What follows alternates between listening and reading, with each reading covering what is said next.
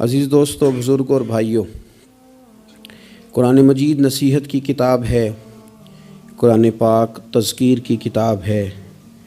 قرآن مجید انسان کے لیے سارے بند دریچے کھول دیتا ہے۔ یہ ہر انسان کے لیے ہدایت کا نور ہے۔ یہ وہ روشنی ہے جو دنیا اور آخرت کے ہر اندھیرے سے بندے کو بچا لیتی ہے۔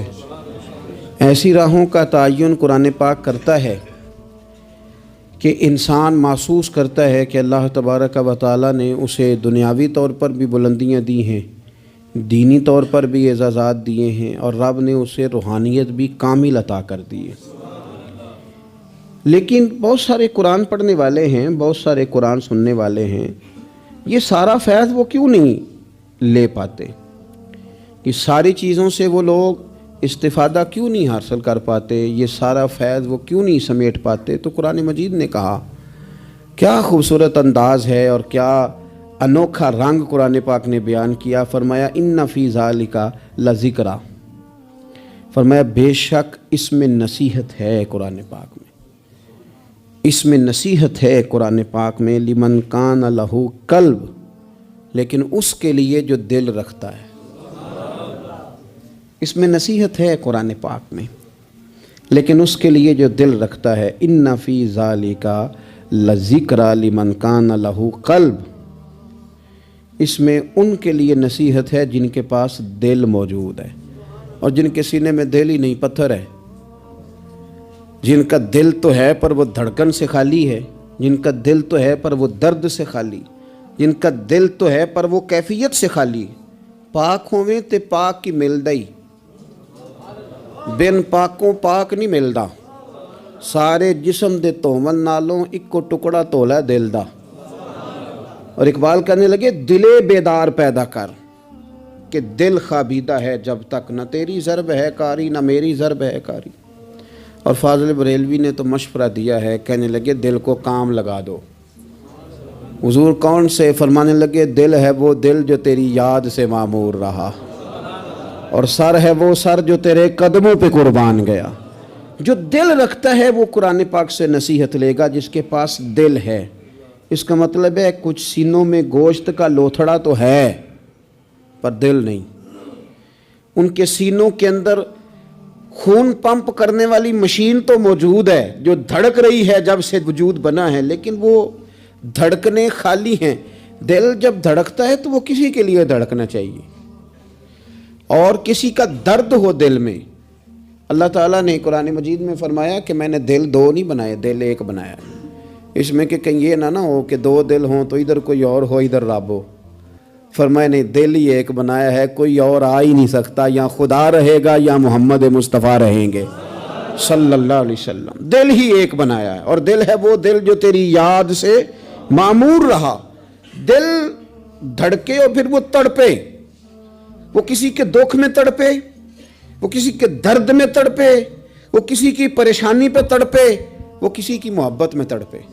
اور جب وہ خوب تڑپے نا تو وہ تڑپ جو ہوتی ہے، کچھ زخم ایسے ہوتے ہیں جن کا مزہ آتا ہے، یعنی جب بعضوں کا زخم ٹھیک ہونے پہ آئے تو آپ اسے تھوڑا سا ہاتھ لگائیں تو وہ تھوڑا سا نا مزہ دیتا ہے۔ کچھ زخموں کا بھی مزہ ہوتا ہے۔ آتش کہنے لگا، وہ مزہ دیا ہے تڑپ نے کہ میری آرزو ہے یا رب، میرے دونوں پہلوؤں میں دل بے قرار ہوتا۔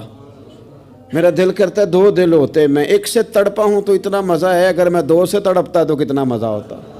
میرے دونوں پہلوؤں میں دل بے قرار ہوتا۔ عزیز بھائی، دل پر محنت، دل کی صفائی، 2 4 5 دن آپ غسل نہ کریں، مسواک نہ کریں، آپ کپڑے نہ بدلیں تو طبیعت پہ نا بوجھ بن جاتا ہے۔ اپنے آپ سے ہی بندے کو تھوڑی سی نا کوفت محسوس ہوتی ہے۔ تو اگر 4 5 دن 6 دن اسی طرح گزر جائیں تو پھر انسان محسوس کرتا ہے کہ یار یہ میں کدھر آ گیا ہوں۔ اب وہ جب گھر آتا ہے سفر سے لوٹ کے تو پھر وہ کپڑے نکالتا ہے تو کھانے سے پہلے غسل کرتا ہے، کھانے سے پہلے نہاتا ہے، کپڑے بدلتا ہے، مسواک کرتا ہے۔ طبیعت میری ٹھنڈی ہو گئی، اب ذرا مجھے نا میں فریش ہو گیا ہوں جی، اب میری طبیعت ہلکی پھلکی سی ہو گئی ہے جی میری طبیعت، اور میرے بھائی ظاہر پر تھوڑا سا گرد چڑھ جائے تو بندہ اپنے آپ کو فریش محسوس نہیں کرتا، تو اگر دل سارا حسد سے بھر جائے، بغض سے بھر جائے، عداوت سے بھر جائے، لوگوں کے بارے میں برے خیالات سے بھر جائے، کینے سے بھر جائے، تو کب انسان کو سکون آئے گا؟ کوئی بھی نہیں تنگ ہوتا آپ کے حسد سے۔ اگر کوئی معاذ اللہ کسی سے جل رہا ہے تو کسی کا کچھ بھی نہیں بگاڑ رہا، اگر کسی سے حسد کر رہا ہے تو کیا نقصان کر لیا اس نے کسی کا؟ اپنے آپ کو جلا رہا ہے، اپنے آپ کو تکلیف دے رہا ہے۔ اسے مل مل کے دھو اپنے دل کو، اگر یہ صاف ہو گیا تو تیرا وجود ہی ہلکا پھلکا ہو جائے گا، تو خود سکون میں آئے گا۔ اسے مل مل کے دھو، مل مل کے اس کو صحیح کر کے صاف کر۔ امام غزالی رحمۃ اللہ تعالیٰ علیہ سے کسی نے کہا تھا کہ ہم اتنا سنتے ہیں امام حسین کو، اتنا پڑھتے ہیں مولا علی کو، اتنے تذکرے ہیں ہمارے سامنے عثمان غنی رضی اللہ تعالیٰ عنہ، اتنا ذکر ہے فاروق اعظم کا، ابو بکر صدیق کا، اتنا ذکر ہوتا ہے نبی پاک علیہ السلام کے اخلاق عالیہ کا، پھر اس کا اثر کیوں نہیں؟ پڑھتے ہیں، سنتے ہیں، بیان کرتے ہیں، کہا جاتا ہے، سنا جاتا ہے، پھر اس کا وہ اثر کیوں نہیں؟ وہ طبیعت پہ چیزیں نقش کیوں نہیں ہو رہی؟ تو امام غزالی رحمۃ اللہ علیہ فرمانے لگے کہ اگر آئینے پہ گرد پڑ جائے تو اس میں عکس صحیح نظر نہیں آتے، آئینے صاف کر لیے جائیں تو پھر اس پہ عکس نظر آتے ہیں۔ ہمارے آئینے نا تھوڑے سے گرد والے ہو گئے ہیں، دل تھوڑے سے نا میلے کچیلے ہو گئے ہیں، تو کوئی بھی عکس اس پہ چڑھتا نہیں، جتنی مرضی بڑی بات سن لیں چڑھتا نہیں۔ مثال دیتے ہیں، کہتے رومیوں اور چینیوں کا مقابلہ ہو گیا تھا نقش نگاری کا۔ بادشاہ نے کہا جو اچھا نقاش نکلے گا، اچھی خطاطی کرے گا، اسے انعام دوں گا۔ تو رومیوں نے تو بڑے بڑے رنگ منگوائے، تو بڑی بڑی پینسلیں منگوائیں، تو بڑا انہوں نے کام کیا، درمیان میں پردہ تھا، آمنے سامنے دیواروں پہ نقش بنانے تھے۔ لیکن چینیوں نے کوئی چیز بھی نہیں منگوائی۔ 1 مہینے 1.5 مہینے کا ٹائم تھا، فارغ ہو کے بادشاہ نے پردہ ہٹایا کہ بیچ کھڑے ہو کے فیصلہ کروں گا کس کے نقش و نگار اچھے ہیں، انعام ملے گا۔ پردہ ہٹایا تو جیسے نقش رومیوں کی دیوار پہ تھے ویسے ہی چینیوں کی دیوار پہ تھے، ایک نقطے کا بھی فرق نہیں۔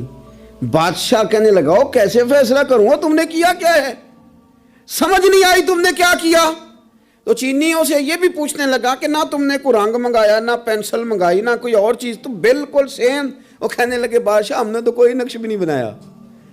تم نے پھر کیا کیا؟ کہنے لگے ہم نے ذرا مال مال کے دیوار صاف کی ہے، دیوار کا آئینہ بنا دیا ہے، نقش تو انہی کے ہیں لیکن نظر ادھر آ رہے ہیں۔ میں نے سنا ہے کہ اس کے شبستان سے متصل ہے بہشت، مکی ادھر کے بھی جلوے ادھر کے دیکھتے ہیں۔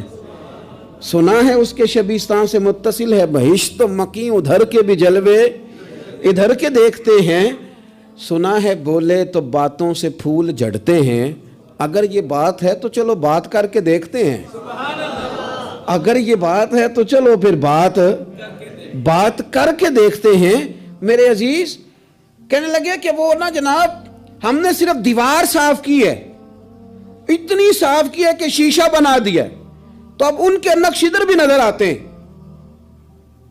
تو بس اب بادشاہ خوش ہو گیا، اس نے کہا کوئی بھی نہیں جیتا، کوئی بھی نہیں ہارا، تمہارا انعام برابر کا ہے، تمہیں نقش بنانے کا انعام ملے گا اور تمہیں صفائی کرنے کا انعام ملے گا۔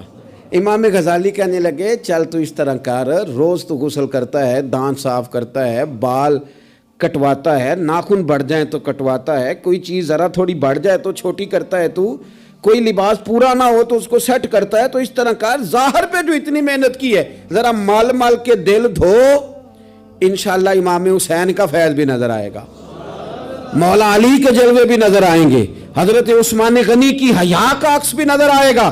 اسے پہلے دھو لے، پھر تمہیں سیدنا عمر کی عدالت کا فیض ملے گا، حضرت صدیق اکبر کی صداقت کا نور ملے گا، پھر تو دیکھنا تیری طبیعت پہ نبی پاک کے اخلاق عالیہ کا بھی فیض نظر آئے گا۔ لیکن پہلے اسے دھو لے، اسے دل بیدار پیدا کر کہ دل خوابیدہ ہے جب تک، نہ تیری ضرب ہے کاری نہ میری۔ کچھ چیزوں سے دل سخت ہوتا ہے، جو لوگ دنیا داری کی اور فضول باتیں زیادہ کرتے ہیں ان کا دل سخت ہو جاتا ہے، جو ہنستے زیادہ ہیں ان کا بڑا سخت ہو جاتا ہے، اور صوفیاء کہتے ہیں جو کسی پہ ہنستے ہیں نا ان کا تو مردہ ہی ہو جاتا ہے، تو معاملہ ہی ختم ہو گیا۔ اور جو لوگ رزق حرام کی طرف بڑھتے ہیں ان کا دل بھی مردہ ہو جاتا ہے۔ اور اقبال کہتے ہیں جو مشینی زندگی گزارنے لگتے ہیں نا، روحانی زندگی سے نکل جاتے ہیں۔ ہم آج کل مشینی زندگی پہ آ گئے، ہمارے پاس انٹرنیٹ ہے، موبائل ہے، آواز کے فاصلے اتنے کم ہوئے ہیں کہ دلوں کے فاصلے بڑھ گئے ہیں۔ اقبال کہنے لگے دل کے لیے موت ہے، دل کے لیے موت ہے، دل کے لیے موت ہے یہ مشینوں کی حکومت۔ احساس مروت کو کچل دیتے ہیں یہ آلات، آلات پہ زندہ ہیں ہم۔ دل کے لیے موت، اور کسی کے گھر جانا، دروازے پہ دستک دینا، اور کبھی خط لکھنا تو سوچ سوچ کے، کبھی کاٹنا تو پھر لکھنا۔ لفظ یہ اس کے شایان شان نہیں، یہ جملہ میں نے بدل دیا ہے، لیکن اب بے باکانہ گفتگو ہے، تو مجھے وائس کر دے، میں تجھے وائس کر دوں گا، حال ہی کوئی نہیں۔ تو کیا کوئی سوچے گا، کیا کوئی لکھے گا، کیا کوئی اس میں خوبصورتی کے رنگ بھرے گا؟ سخت ہو جاتے ہیں دل جب آپ مشینوں کی زندگی میں زندہ رہتے ہیں۔ دل نرم کیسے ہوتے ہیں؟ میرے نبی پاک نے فرمایا یتیم کے سر پہ ہاتھ پھیر، رب تیرا دل نرم کرے گا۔ اگر زنگ لگ جائے دل کو تو اللہ کا ذکر کر، قرآن پاک کی تلاوت کر، اللہ تیرے دل کو نرم کر دے گا۔ اور پھر فرمایا کہ اگر دل سخت ہو جائے تو موت کو یاد کر، تیرا دل نرم ہو جائے گا۔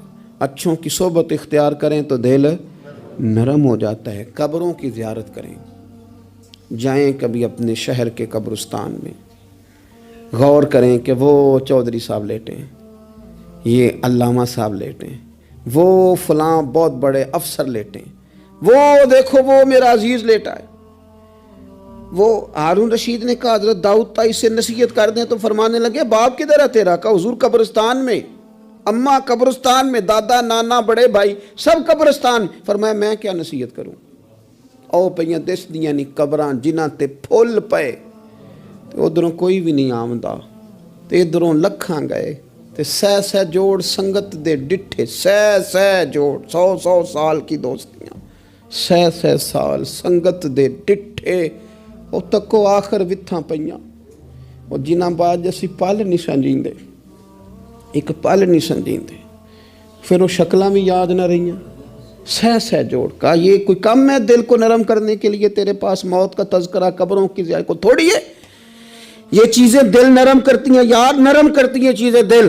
سختی طبیعتوں کی، مزاجوں کی سختی، دوسروں کے بارے میں ڈاٹے جذبات، ہمارے رویے ڈاٹے، ہماری طبیعتیں سخت۔